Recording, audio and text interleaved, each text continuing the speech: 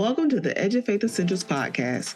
EdFaith Essentials is an educational podcast that provides essential information, resources, and tips about education, leadership, and topics about diverse learners. Diverse learners include students with disabilities who receive services under Section 504 or the Individuals with Disabilities Education Act, response to intervention and the multi-tiered system of support, English speakers of other languages, and related diverse learner categories. EdFaith Essentials' mission is to bring positive awareness and promote equity and inclusion in education by sharing information and topics about non-traditional learners. EdFaith Essentials' goal is to restore faith in education one student at a time by empowering listeners with knowledge, because we all know that knowledge is power, so let's be powerful. I am your host, Dr. Nakia, sending you good vibes and thanking you for joining me for another episode of the EdFaith Essentials podcast.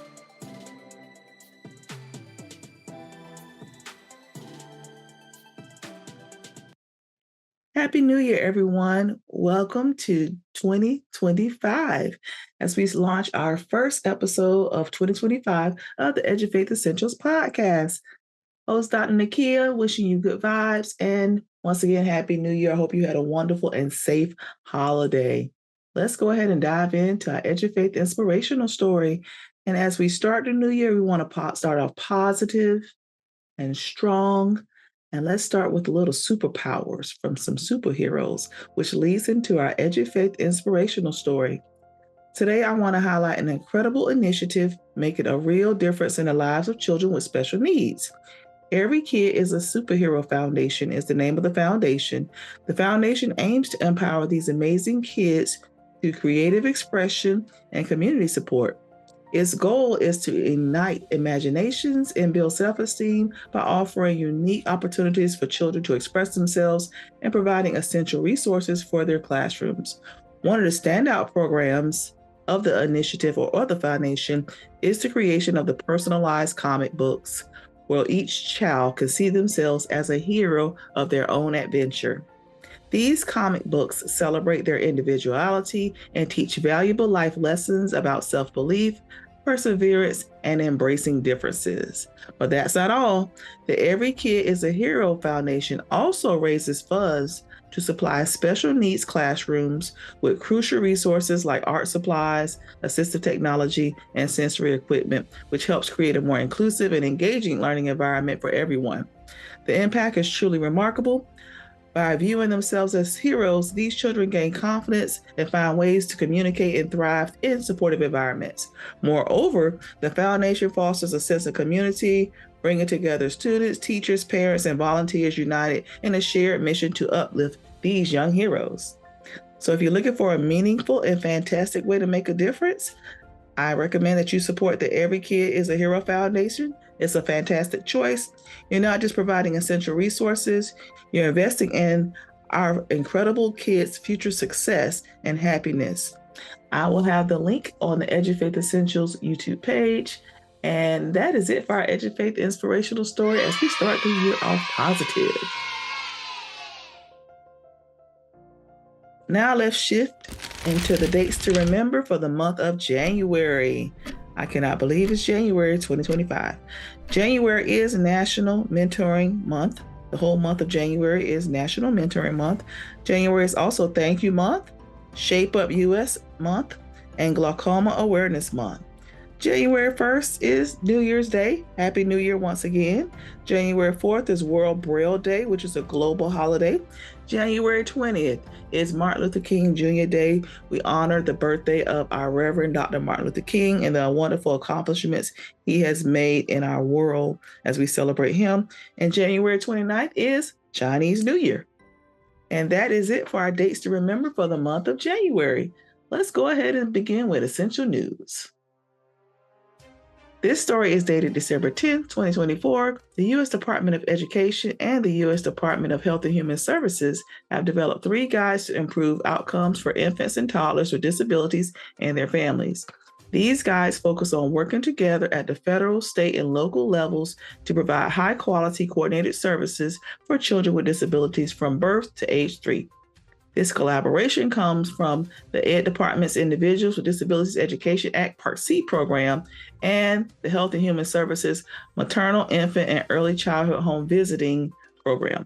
Ed's Office of Special Education program manages IDEA, while the Maternal and Child Health Bureau of HHS oversees the other program, which is the Maternal, Infant, and Early Childhood Home Visiting program. In 2017, ED and HHS created a joint statement to encourage states and tribal entities to work together on these programs. The 2024 summary titled Supporting Infants and Toddlers with Disabilities and Their Families overviews the 2017 joint statement and highlights 3 main guides. There's also an executive summary and a link that provides additional information and the background about the joint statement that I will have on the EduFaith Essentials YouTube page. Let's focus on the 3 main guides. The 3 main guides are Brief 1, Enhancing Referral Mechanisms for Infants and Toddlers with Disabilities and Their Families. Brief 2, Opportunities for Collaboration to Improve Services for Infants and Toddlers with Disabilities and Their Families. And Brief 3, Empowering Early Childhood Personnel Through Capacity Building. The release of these guides work together to show the importance of creating those foundations for infants and toddlers with disabilities and their families. These strategies aim to create a better system of care by improving referral processes, encouraging collaboration across agencies, and training early childhood staff. I will have those links to all of the briefs and the background from the 2017 Joint Initiative Statement on the EduFaith Essentials YouTube page. And that is it for Essential News. Let's kick the new year off with our essential knowledge. For today's episode, we have a special treat. We have a special guest. Tanyika Mayhew Butler is a powerhouse of resilience, joy, and expertise. With 27 years in education and a personal journey shaped by navigating her daughter Kendall's autism diagnosis while working in the same school system, Tanyika has turned her challenges into a mission. Even while managing the demands of multiple sclerosis, she remains a passionate advocate for families and educators. As the lead consultant at Kendall Autism Support and Consulting LLC, Tanyika equips schools and families with practical tools to support individuals on the autism spectrum. She is an author of A Crusade for Kendall, A Black Family's Journey with Autism, a heartfelt memoir, and Building Bridges, the Autism Support Workbook, a comprehensive guide for educators and parents.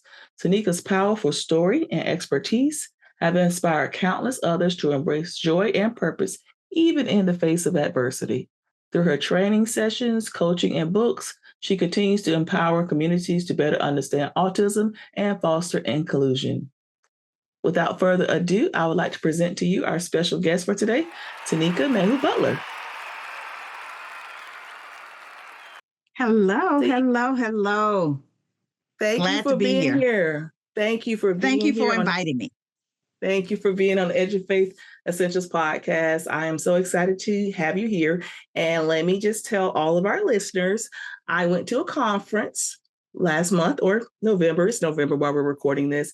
And I went to Tanika's session and she discussed sensory learning environments and sensory processing in the classroom. She shared her story. She shared her business. And during her presentation, I was mesmerized. And immediately afterwards, I said, I have to have her on my show. So I found her, got her phone number immediately, and reached out to her. You guys are in for a treat. And without further ado, I want us to go ahead and get started because she did a dynamic presentation and sharing resources. And the whole sensory learning environments and sensory friendly environments, it's not only something for parents, there's something here for educators and leaders as well in this podcast. So without further ado, let's go ahead and get started. Let's go ahead and start with our first question. And my first question is, what drove your passion? Give us a little intro into your story. Okay, so our journey goes back. So my husband and I, we've been together for 26 years and we have 2 kids. They're 14 months apart. And I tell them that was not the plan. She was our surprise. The second one was Kendall. And when Kendall was a little over one of our friends made a statement, and the statement changed things for us. She said she thought Kendall had a hearing problem. And that started us on the journey of just trying to see, was it a hearing problem? And what it turned out to be was an autism diagnosis. So we were moving along, with the diagnosis, and things weren't the easiest for us when we were trying to find daycares, because they didn't understand autism. They didn't understand how to meet her needs. And then we moved so that we could have both kids in one school. And that's where things really became, got to the point we had to fight, because they basically were struggling with Kendall. And we didn't realize it until someone told us that Kendall was basically running amok in the building. And we were just very surprised. And so that started our marathon meetings, where we realized that Kendall's challenges were sensory related, and they were basically unaware of how to meet her sensory needs. It was just something early in the early 2000s. We're talking about 2007 when we started this new school in kindergarten, and they just did not know how to meet her needs. And it turned into a battle where my husband and I had to kind of put our foot down, and they really listened. They were phenomenal. They brought in a team, but it showed me that the fight that we were, providing for Kendall, other students and other families needed that same fight. And so at that time as well, I worked in education for 27 years. So I was working in the same system that I was having to kind of fight with for my daughter's needs to be met. And it made me then realize as well, because I was a school counselor, how school counselors were left out of the conversation. And so I started doing presentations because I wanted them to have understanding.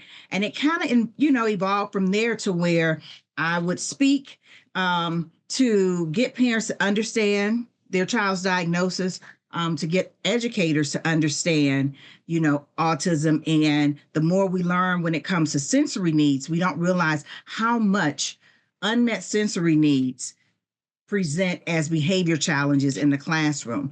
So if we can make sure we understand, then we're able to support all students. And so I took that pivot from working in the school system where, I was advocating for Kendall until she aged out of school. She's now 23.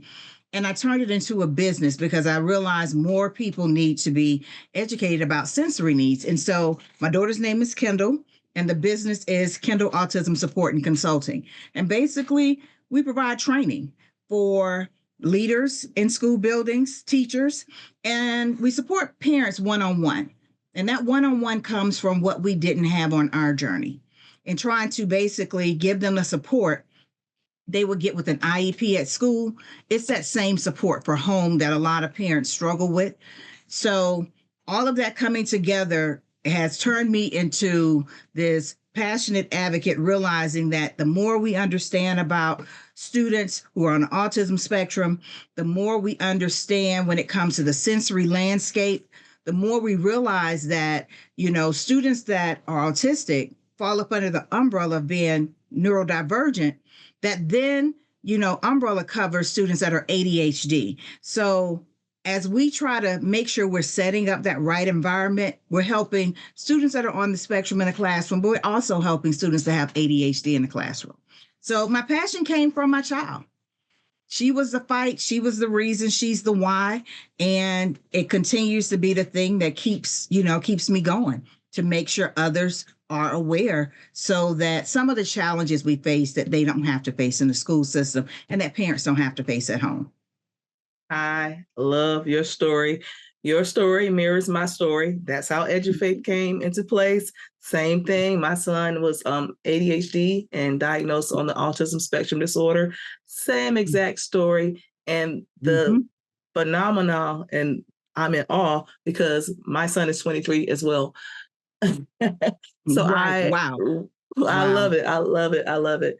I'm just, like I said, really excited that you're here. And I'm really excited about the business and the services and how your personal story fostered into a blessing and a passion for you to help others. So I love that. Love that. Thank you. Thank you. Thank you.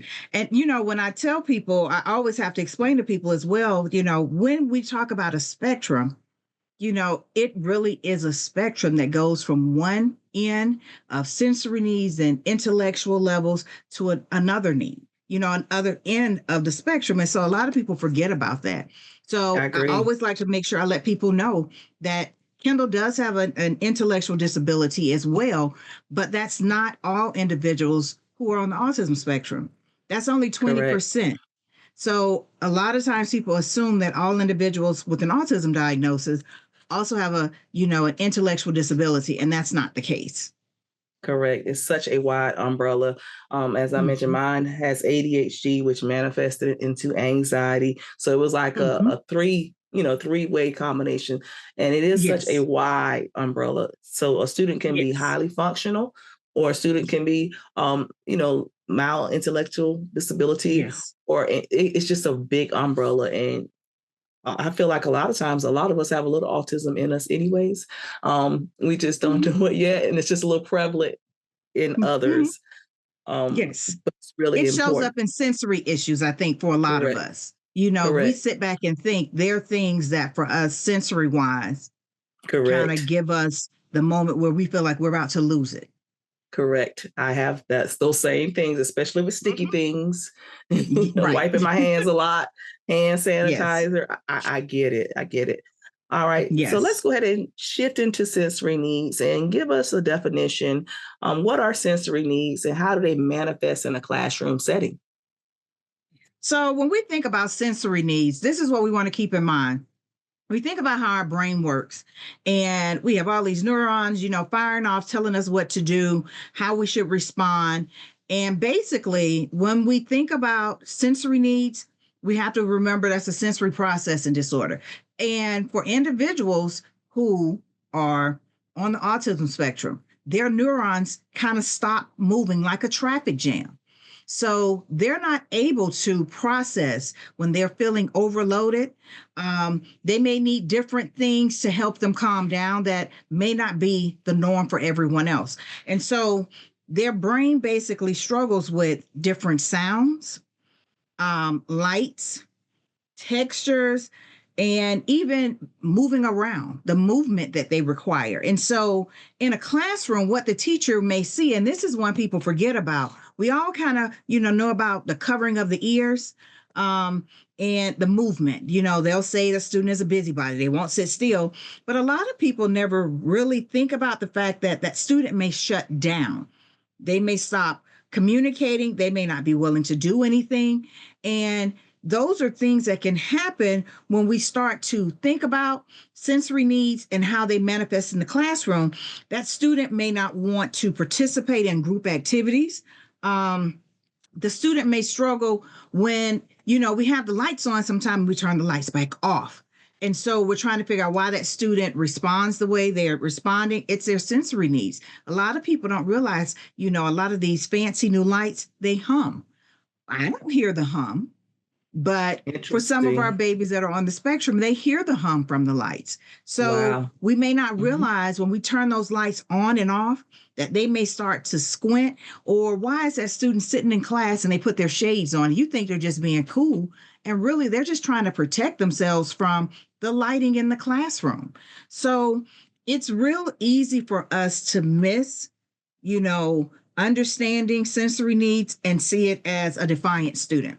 So when we understand how sounds and light and textures impact how a student with sensory processing disorder, which all falls up under us learning more about sensory needs and creating a sensory friendly classroom, how it can present in the classroom. But that big one for me is the shutdown. A lot of people don't expect the shutdown that can happen when that student is overwhelmed. That's interesting.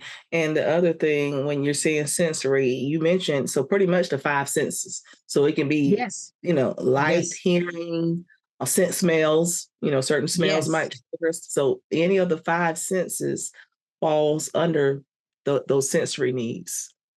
Yes, and that's what people fail to realize. We have these things we like to plug in things in the classroom, and maybe Correct. sometime we want to do a couple of experiments, and we can't understand why the student starts to respond in a way we may deem inappropriate, and it's because it's sending them into a sensory overload. It is overwhelming one of their five senses, if not more than one of their five senses, to be honest.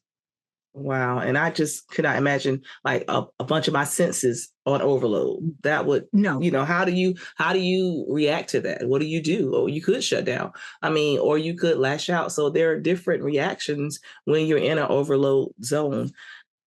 Yes. Very interesting. And that's what can happen. I know with my daughter, when she feels overwhelmed, she actually lashes out.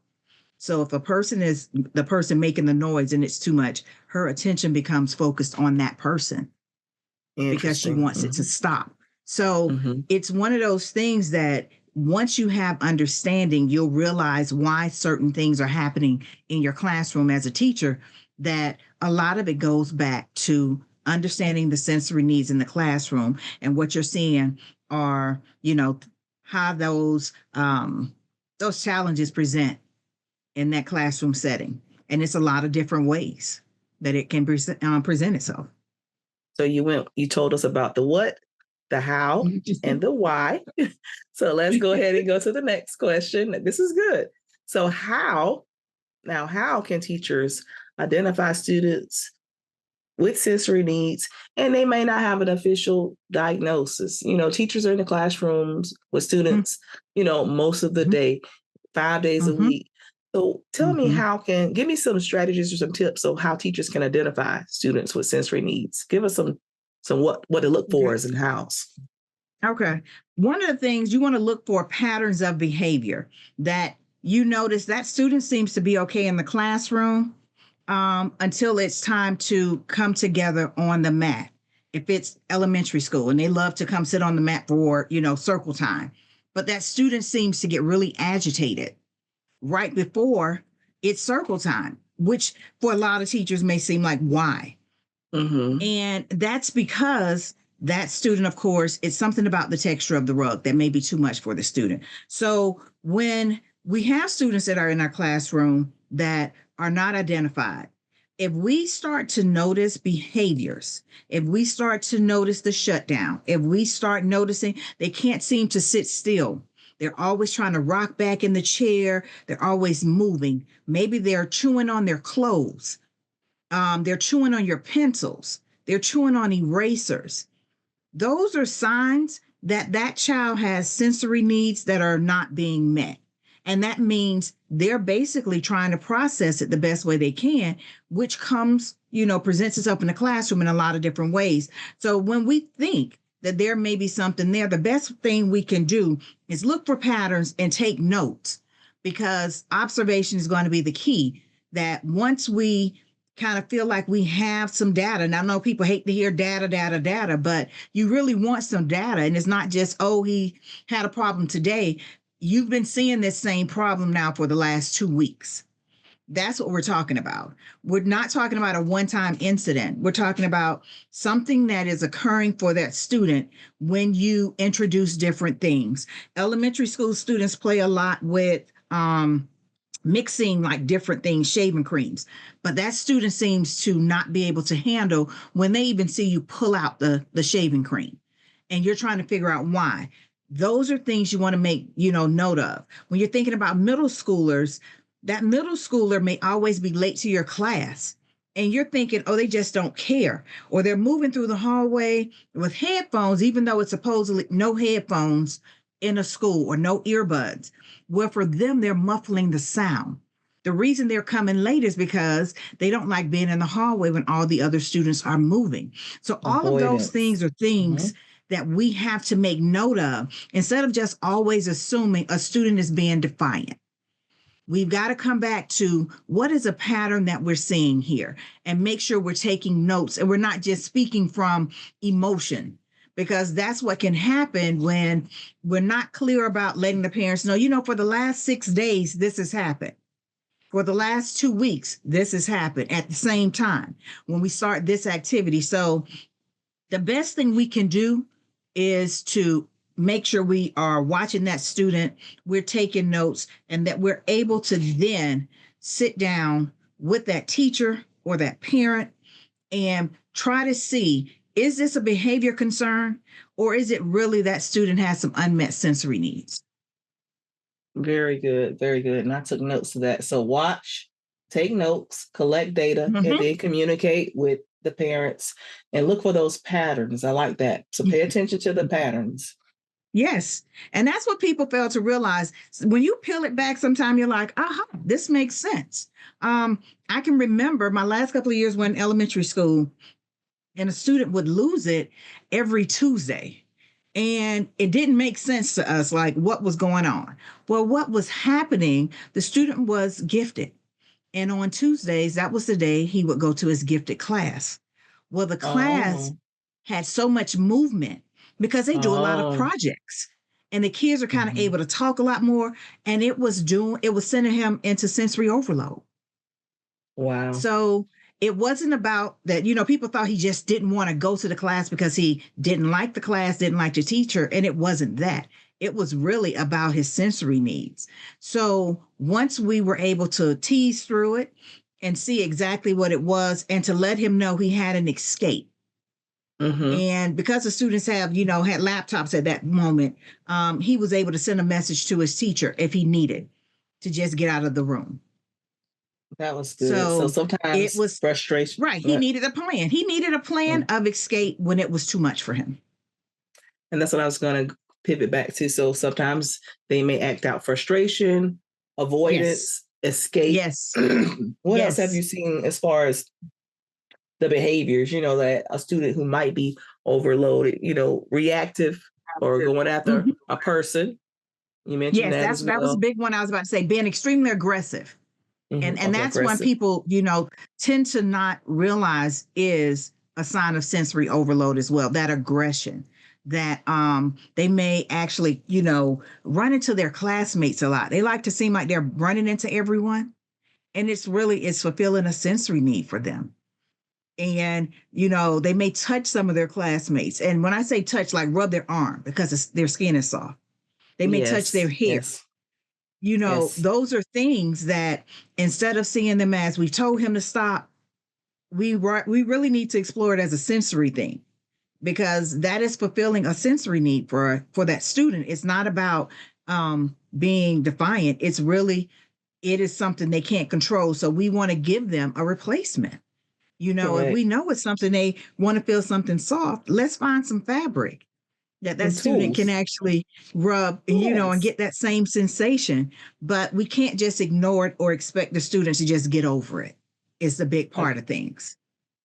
I agree, which goes to my next question. So, what are some, Mhm. because you're already kind of leading into it. So, what are some practical strategies, for Mhm. creating our environment or some recommendations for teachers that they can use in the classroom environment that are sensory friendly? Seating is one thing. People always talk about flexible seating. And I think on the different levels, you see it in elementary school, they have a lot more flexible seating. Middle school, it just depends. There may be, some options for a couch that's in the classroom. But in high school, it's typically here are the desk and have a seat. But we've got to remember students with sensory needs, they can't all just sit in a seat for the entire time. So if you know Correct. that student needs to move around a lot, just kind of make sure their chair is towards the back of the classroom. So they're able to get their wiggles on, their movement on, and not disrupt everyone else. So keep in mind flexible seating. Put a cushion in their seat. Maybe that student needs a standing desk, and a standing desk could really be a rolling cart that the student Yes. works from. But Yes. it's thinking like that all students cannot just sit at a desk and perform. And so we've got to understand some students standing, they're listening to you. They're able to focus more when they're standing. They're able to listen more when they have the ability to kind of spin around a little bit in a chair, or even Correct. bounce in a chair or rock in a chair. Those are things that we've got to keep in mind. So flexible seating, to just think outside the box, beyond, because elementary school is really good about a lot of flexible seating, but I think as we kind of move up, we think they should get over it. And we've got to understand it's not something to just get over. It's a part of who they are. Um, Correct. Another thing is creating a calm space so they know they have somewhere. My background was, of course, I was in a school counselor, and for a lot of us, we became sometimes that calm place when the student needed a break from the classroom. So That's something else to keep in mind. They just need a break from all of the noise and all of the chaos.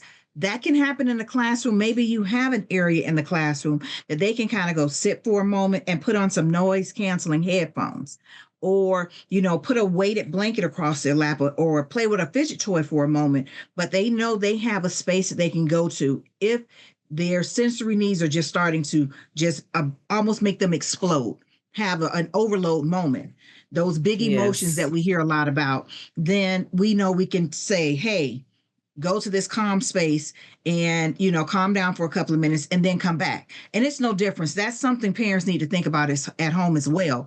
Where is a space in the home that is just for them to sit and calm down? It's going to be somewhere that is their space and it's quite serene for them at home. So that sensory thing with that calm space is a home and school thing. Lighting as well in the classroom. People can get really fancy with lights sometime, and I get it. You may have Yes. track lighting, but it may be a little too much for some of your students, because people forget students also have visual Correct. stemming that 5 can occur, senses. that can send them. Correct. It's all senses. So you having that wonderful track light is just causing them to almost lose their mind in your classroom. So it may be during that class period for your higher grades that you have to turn your track lights off. And then you can turn them back on. But understand, for some of your students, they may be avoiding your class because of the track lights. So be mindful of the lighting you have in your room when you're thinking about your sensory landscape. Make sure, I know, people always say maintain a schedule, but that schedule allows them to know when they could possibly have a break. And without a schedule, I don't know when I'm going to get the break. So for the student who was struggling to go to the gifted class, once we set something in place that he had an escape plan, he was then able to know he could go in that room, and when it became too much, he could leave. I And that like was that. what he needed to know, that I have the opportunity to step away if this is too much, and not have to sit here the entire time and just deal with it. So we want to make sure is that as well. And the one that people, the visual things in your room. I admit I've always had a busy room. Rather, Me my too. years of teaching, or even as a counselor, Yes, it me was too. busy. But Overload. for some students, Mhm. that may be too much. So I'm not saying you have to wipe your room down or whatever, but just be mindful that for some students, that environment may be too much for them. Or if you put things all on top of the desk, that's one Correct. that, keep in mind. You may need to keep one or two desks that have absolutely nothing on top of them, because for some students, that's too much to have things taped down to the top of the desk.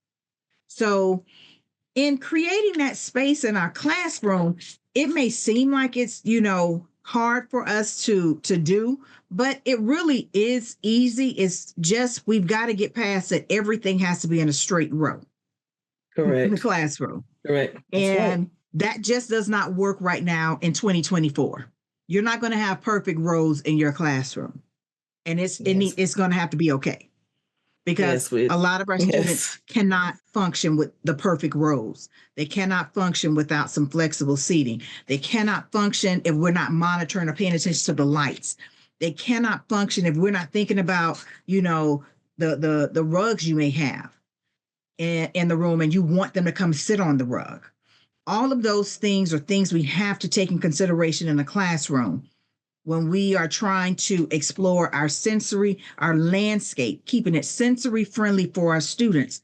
And it means as well having some little things they can do, because it's real easy for us to always think, when we're thinking sensory friendly, that it has to be something that fully disrupts the whole class, and it does not.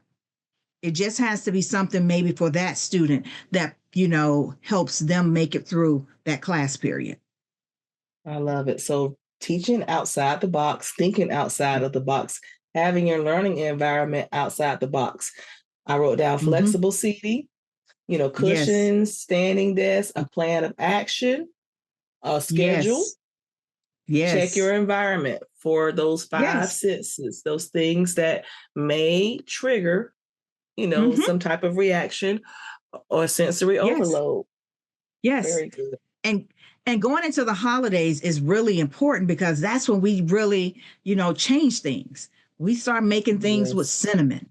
We started Yes. having the pine smell, the minty The, smells. the flashing We want to put all lights. right, the flashing lights, all of those things, even all of the sweaters with the different textures. Parents, keep that in mind. Yes. You may have the fascination with the ugly sweater, but your child can't handle the texture of that sweater. So you got to think about your child when you're thinking about, hey, I want us to all put these sweaters on. And for your child, they are losing it. You're trying to figure out why they're lashing out because it's too much. So keep in mind some of the things that you may not have a general part of your classroom at during the year. During the holidays, when you start making changes, you've still got to be mindful and make sure you're keeping things sensory friendly. Yes, very much so. And I'm glad you brought up the holidays because that is very important. And I'm glad you Yes. said that. When we think of Yes. teachers and how they effectively integrate sensory breaks, how can they effectively integrate some sensory breaks during their day? And I said before, it doesn't have to be something that disrupts the entire class, but you can do things throughout the day. We hear a lot about brain breaks, but with brain breaks, Yes. typically people will let them do puzzles or something like that. That's only for some kids. I like puzzles. So you telling me to do a brain break and just giving me a puzzle may be not the thing for me. I'm not going to look forward to the break because I don't want to do a puzzle. So think about it this way as a focus refresh. So as a class, if you're working on something before you transition to the next topic, um, that you have everyone stand up. Keep in mind the things we do during testing when they say, hey, allow the kids to stand up and stretch. We Yes. need to keep those things Agreed. a part of our regular day. It's not just a testing thing. So let them stand up and everybody stretch. Let them stand up and get the wiggles out to move around. And this isn't just an elementary thing. This is middle and high school. Allow them to stand for a moment. You can do whole class. You can do some deep breathing exercises. That's all count to 10, and breathe in and breathe out together. So you can do whole class, moments to integrate sensory breaks, or you can have small things that the student may have as a part of their day that does not disrupt the flow of the entire classroom, but really see it as a focus refresh. Do not just allow the day to happen because you're going to notice what people will say is, oh my gosh, they get so much worse after lunch because they've been building up all this energy. It really isn't fully about the food. It is they need to have a moment where they can do a focus Release. refresh. Yes, Yes, release. they Release. just Yeah, release. Rather, I go outside and I scream. It's correct. okay. We all Correct. want to scream sometimes. And It we is need that okay. as adults. Yeah, even as adults, we Correct. can't expect for We students to sit, for 6 hours. Yes, Well, we're yes, adults. We get up, we move, we do things. yes, yes, Whether you're working from home, working at home, in an office building, you get up, you move, you get water, yes, you yes. do different things. So we need to have that same expectation for our For students. students. And Correct. so that comes to small fidget items. We always want to think stress ball, and I can understand you don't want the stress ball because maybe the student's going to throw the stress ball, and that's fine. Then find something else that they're able to do. This fancy thing with the poppets that you can find anywhere. Maybe that's something because it's something they can do that's discreet. They can do it up under the table and nobody can see it, but it Yes, I allows them like to. poppets. Yes, it integrates into the class day without disrupting everything. I've seen people take tube socks and fill them with different things like marbles or Yes. rice, and the student is able to keep that similar to like a lap pad that they can put on and Yes. take off of their lap, just to give them that same thing with that sensation they need to help them with their sensory needs. So we don't always have to think big. We can remember small things that can really be helpful for students. It could be they have putty they're playing with. Yes. That's not Play-Doh. disrupting Play-Doh. right, the Yeah. Play-Doh. It's Yes, it's it's a just roll of their Play-Doh. Play-Doh. It's Yes. their Play-Doh. They could play with pipe cleaners. They're wrapping them around their finger, unwrapping it. That's not disrupting the class, but it's allowing them to, meet their sensory needs. So there are ways to incorporate things whole class. And then there are ways to work with that student to figure out how they can do things that don't put a spotlight on them, that they can still meet their sensory needs and not have that spotlight. Agreed. And one thing I wanted to bring up earlier when you were talking, I'm seeing a lot now of sensory rooms. A lot of schools are having Yes. sensory rooms. Yes. Yes. That's very Yes. prevalent. And Yes. workplaces, businesses have Yes. sensory rooms Are for adults realizing as it. well. Yes. Yes. So that's It's very it is important. definitely one of the things I will say that helped my daughter Kendall when I, like I said, in 2007, this was no one really was talking about autism and meeting the needs of kids. And they were phenomenal when, we all had to come to the table to figure out how to meet her needs in kindergarten. And so they did set up a sensory room. And that was like a Yes. big deal to do in 2007, that there was a designated Yes. space with a swing and a beanbag. It was just all these different things. And that she would Yes. go to that room several times during the day to unwind, to release, to meet her sensory needs. And so we've got to realize that all schools really, and I know we fight for space in buildings, that there's a space for Yes. them to go. That's a sensory room. You can create sensory hallways where Yes. there are things for them to Corners. touch. I mean, anything, but we've got to not Yes. assume. We've got to stop assuming they should be okay and they should get past it. Yes, yes, agreed. Now let's talk a little bit about collaboration because I know Mhm. earlier you mentioned, teachers need to take notes, see Yes. the patterns, and then once they do that, they need to have the conversation with the parents. Let's Yes. discuss that. So, Com- how can educators collaborate with mhm. parents and specialists to address sensory Mhm. needs? Communication is key. And I always point out, and I know we say this with educators as well, don't always call home when something is going wrong. So if you're starting Yes, to see something, communicate that yes, with the parent. Let them know this is what I'm seeing. And are you seeing this at home? And when you do see it at home, what do you do? So communication has got to be the main thing, because there may be triggers that are happening in the classroom. And when I say triggers, there are things that are going on, like we talked about the track lights in the correct. classroom, Smells, things the like that. smells and Correct. everything. Exactly. And so the teacher may need to let the parent know this is what's going on in the classroom, and this is why I think we're having problems. And then that goes for the parent as well. One of the things we always found was very useful, and we started when Kendall was in kindergarten, we would put together every year getting to know Kendall little booklet.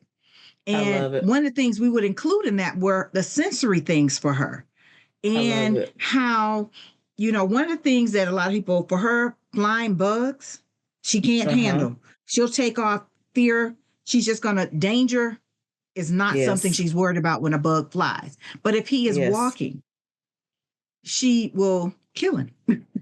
But if it's flying, because it's unpredictable when it's flying. Yes. Yes. Yes. And That's so important. those are things, even with smells and everything, the texture of things. So when we Correct. communicate and collaborate, parents, if you're sitting on information that you don't share with the teachers, then the teachers are then having to figure it out on their own.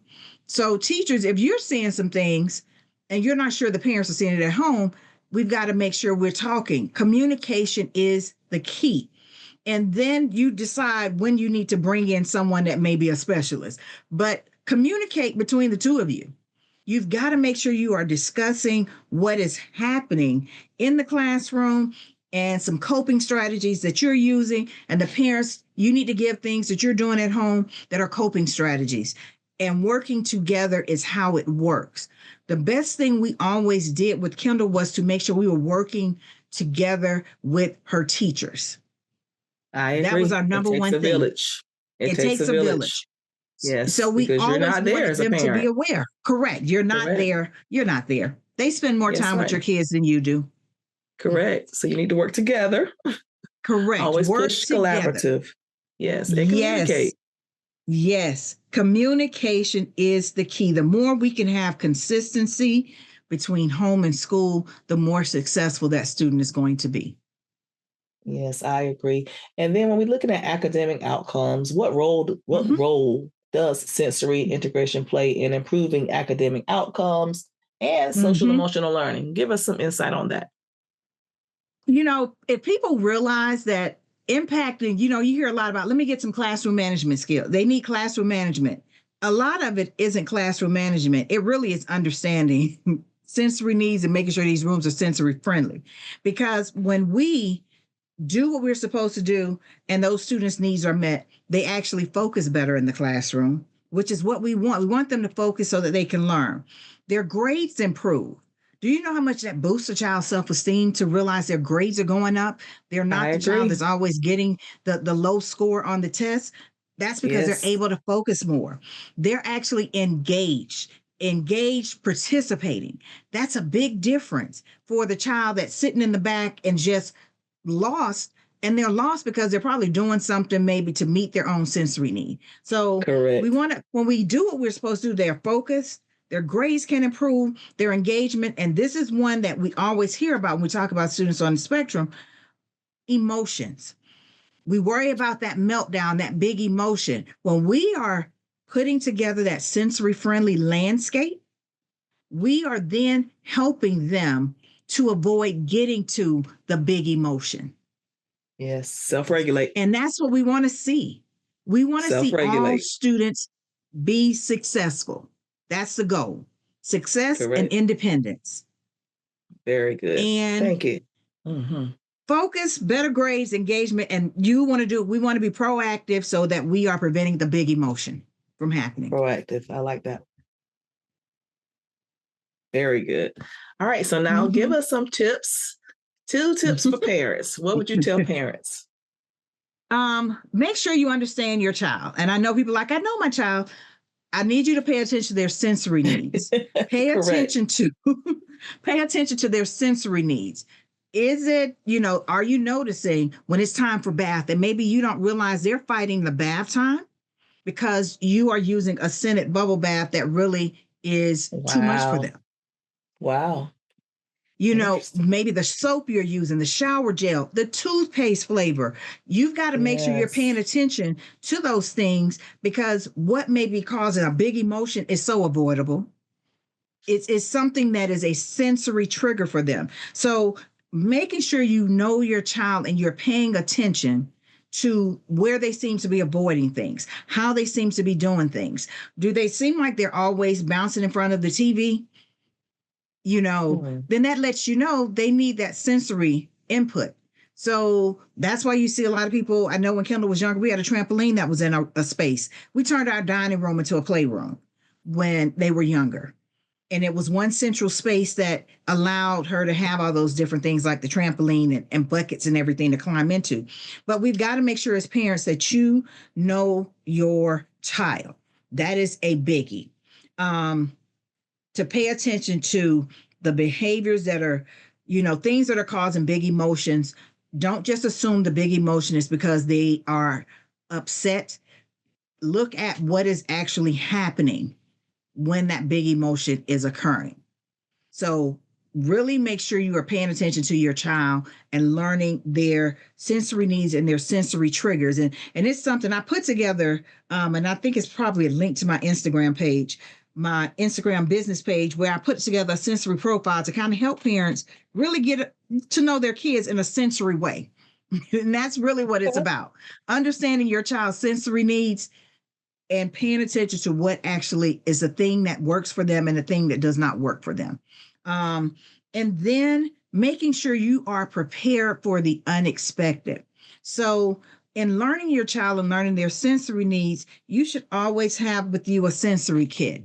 You should, if your child has, things when things are too bright, your kit should have a pair of sunglasses or a sun visor, maybe some headphones or some earplugs.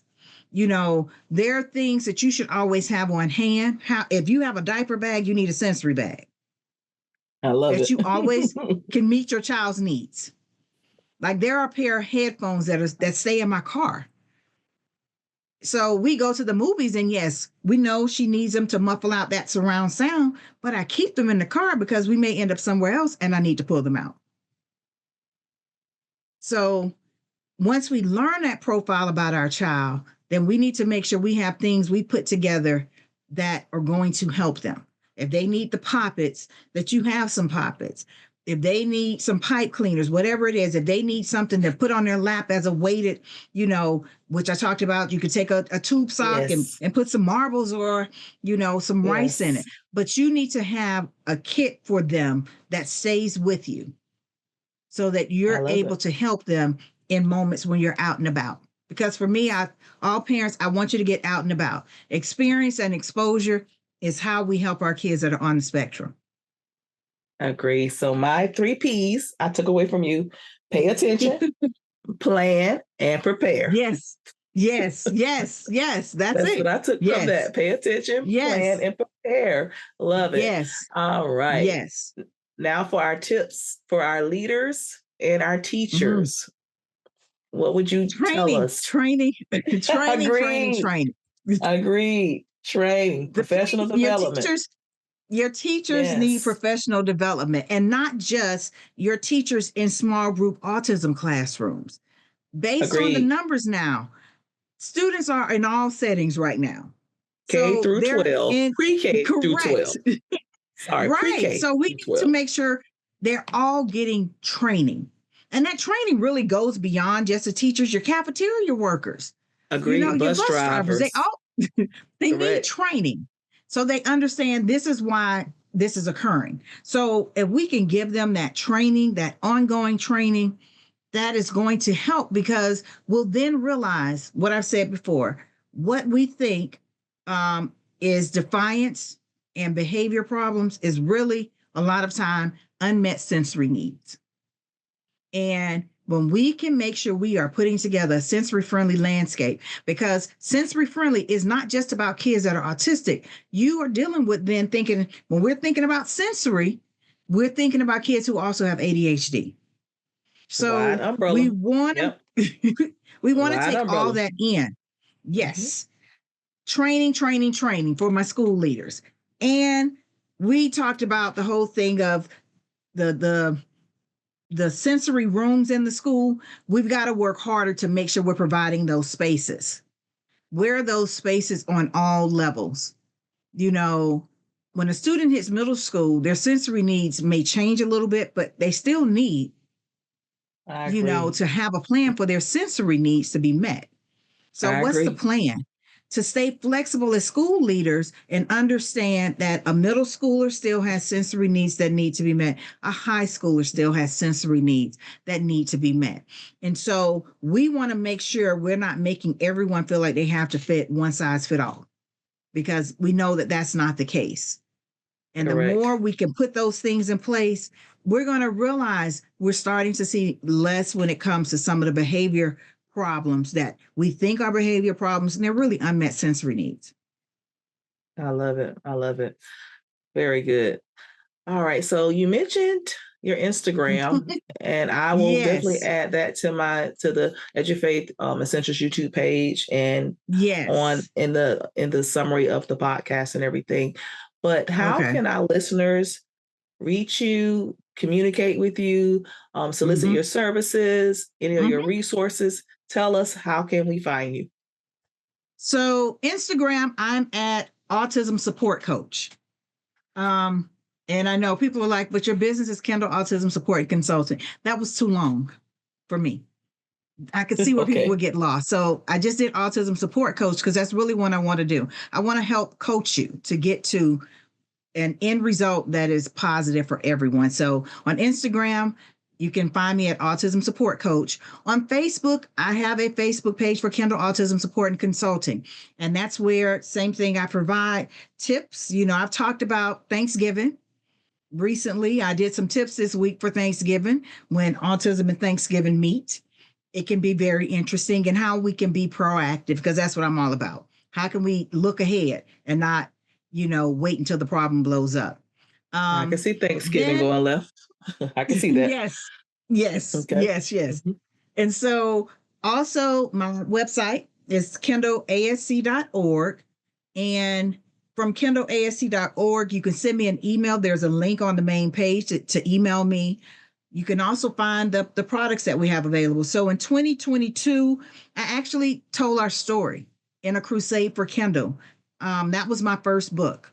I love And it. I walk people through for our family what it was like from diagnosis until Kendall turned 18 and everything we dealt with, the highs, the lows, how we had to be resilient in a lot of ways and how we never lost our joy, no matter how difficult things, became on that journey. And just to kind of give people an insight into things, when I tell people we've dealt with our challenges, I've actually had 5 stitches from a remote that was tossed from Kendall. And so I understood it wasn't about me. It was her dealing with the change that had happened and how she responded. So I talk about that in our book, A Crusade for Kendall, A Black Family's Journey with Autism. And so that's available on the website as well. And it's also available on Amazon. And after I wrote the book, I realized, because I'm a teacher at heart, that I talked about what we did, but I didn't really provide a lot of ways for people to understand autism and how to work through certain challenges that may be occurring in their home of, like I said, understanding your child's sensory needs, understanding the meltdowns, how to best help your child when it's time to transition from one task to another, preparing for school, how providing choices builds them, makes them more independent. And so I put all that together in that workbook from situations I dealt with personally and situations I dealt with professionally. And I put it together in a simplistic form and a workbook. And it's a workbook because it's not a chapter book for you to read. You can literally go to one page and get information you need and work through trying to find an answer to what you're dealing with or get an answer for what you're dealing with. So that was the reason for the workbook. I wanted you to be able to come to one resource and get a lot of information to help you understand and support individuals that are on the spectrum. So I'm out there, I do the training, and I do the one-on-one support for families because I understand what it feels like to just need to talk through it with someone. And because I've worked in a school for so long, and my daughter's now 23, I'm really thinking from all perspectives when we have a conversation, and I support you. I'm not going to just try to make you think the school is all wrong. I'm going to let you know when you need to work on some things as well. Collaborative. I love collaborative. Yeah. Yes, that's right. You got to communicate. You got to work as one. So I am available, and you can always find me by my name on Facebook. I love it. Great resources. I love the workbook. I like the way that you style the workbook, where it's not a book where you have to read, but something where you can go to quick because time is of the essence in today's families. And I just love the whole story and the resources. This is phenomenal work that you're doing.